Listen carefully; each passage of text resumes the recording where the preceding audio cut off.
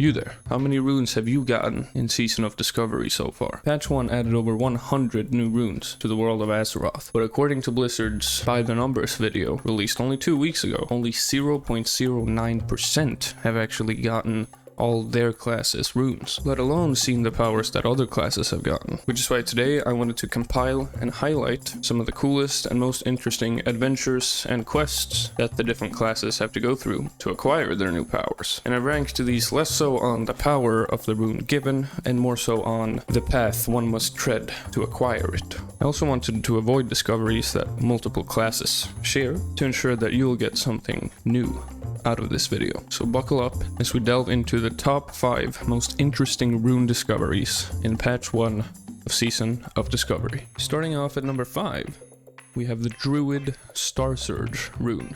For those of you who often looks at trade chat or world chat, you might often be reading of this very rune, as its location is all the way in the wetlands, a marshy swamp area on the eastern continent, which for Horde players is kinda rough, seeing as there isn't a single Horde questing hub in the zone, and the closest one, well, it's a bit away, it's far away. Anyways, once you're there, you need to find this little dwarf nestled in between 2 hills that will give you a marsh room out of the kindness of his heart. Only a few steps away, there's a still and calm pond, within which rests a singular stone or stump. Walking near this and ingesting your shroom will blur out the screen and make you trip balls. So after you've posted to Reddit that your hand looks weird, you can interact with this blue little frog guy here, who will tell you a bit of druid lore about your character, that you're not made in this world, but rather out of it. And once again, he'll just give you the rune after talking to him, but I think this is just a short and sweet but effective little adventure that really gives druid players that feeling of being, bonded with nature, while also just being kind of fun and humoristic. Like, I'd never think Blizzard would add a tripping balls quest, but it's pretty fun. Number 4, we have the Shaman's Shamanistic Rage rune. This one is also short, but very effective in giving the shaman the feeling of being at one with the elements. You see, this rune is acquired all the way in Stone Talon Mountains in the Charred Vale, a hostile piece of land in a barren wasteland, jam-packed full of mobs that are high level for our Ore Patch 1 characters. Carefully maneuvering around these foes, you may find this guy, a primordial anomaly, who is an elite level 25. There is no need to group up for this guy unless you're really low level, as he has one lethal weakness, his debuffs. If you hover over them, you can see his current weakness based on his form. When he's an earth elemental, he has a weakness to fire. When he's a water elemental, he has a weakness to earth, which is kind of weird. Could be the other way around. When he's a fire elemental, he has a weakness to frost damage, so the shaman must use all 3 of their shocks and their other elemental attacks to make sure they exploit every weakness of this guy, and he will give you the shamanistic rune. And I think this is just an excellently designed mob, or, well, mostly newer shamans, to maybe learn a bit more about their kit and see what you can do, and just get them used to pressing certain buttons, as vanilla classes just have a few more than retail ones. The only thing I would wish for is something like this for their totems as well, as their wide variety of totems can be daunting for newer vanilla shaman players. But finding a mob and having to find out their weakness to then exploit it to the fullest extent, I think is just a fun mob design. So that's why I put this one on number 4. Our number 3 spot goes to a paladin rune that is not Divine Storm, but rather Seal of Martyrdom. In the hollowed ground of the Stormwind Cathedral waits Brother Romulus with an important message to us. Ada Gelhart has disappeared, a paladin of their order, and people around her reported that she had been acting strange the days before her disappearance. She was last seen in the catacombs, and so we venture in to discover a mysterious letter, half burnt, with a cryptic passphrase upon it. As one candle is snuffed out, another is lit, in directions pointing us to this small island next to Hagar's Peninsula. It is there we find Ada herself, no longer a paladin of the light. We talk to her and she rambles on about the powers of the dark side and the damned. After a quick fight with her, she yields and gives the player paladin the Seal of Martyrdom rune.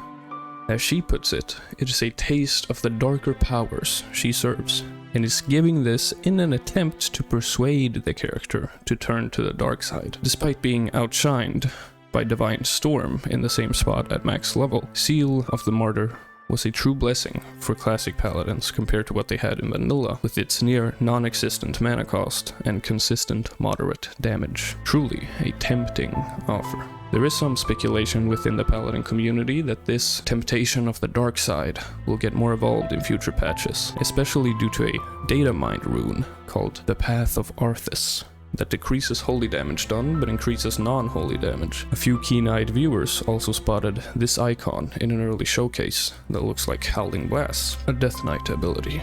And paladins also have a Horn of Lordaeron rune currently that has the same effect of a similarly named Death Knight ability in Wrath Classic, alluding that they might be taking some inspiration from that class. Or it could just be the devs trolling us.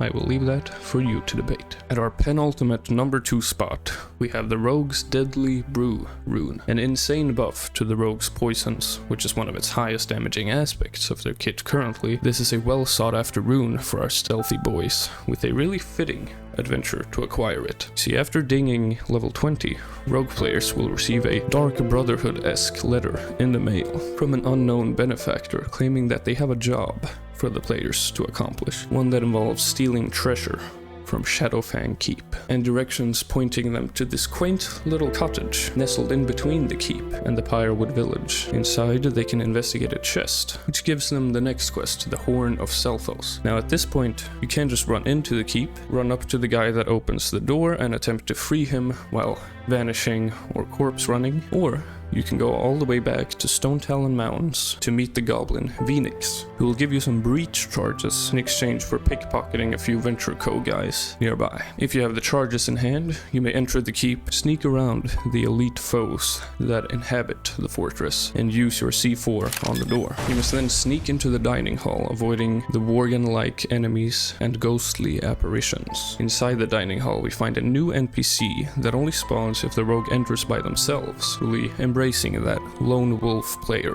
who likes this class. Then we must find another NPC further into the keep, both of which give us a half of a key. Both halves now in tow, we can return to the stables, combine the key, and loot the chest for the treasure we've been seeking. Then return to the dead drop in the cottage, put it in, and 10 minutes later, some invisible force will have been in there and left the rune of Deadly Brew for our rogues to acquire. And I just think this is such a cool adventure for rogue players. Like, I couldn't think of anything more roguish than this. It's got mysterious letters, stealth missions into a heavily armed fortress, pickpocketing, stealing treasure from under the enemy's nose. I don't have anything deep to say about it. It's just cool, man. I mean, this discovery just has it all, which brings us to our number 1 spot. I mean, what can top that previous one? Well, this is not only about the rune itself and the way to get it, but also a sort of meta commentary about the power the rune gives. I'm talking, of course, about Metamorphosis for warlocks being at the number 1 spot. One of the most anticipated runes, being the one to not only bring back Metamorphosis, a beloved ability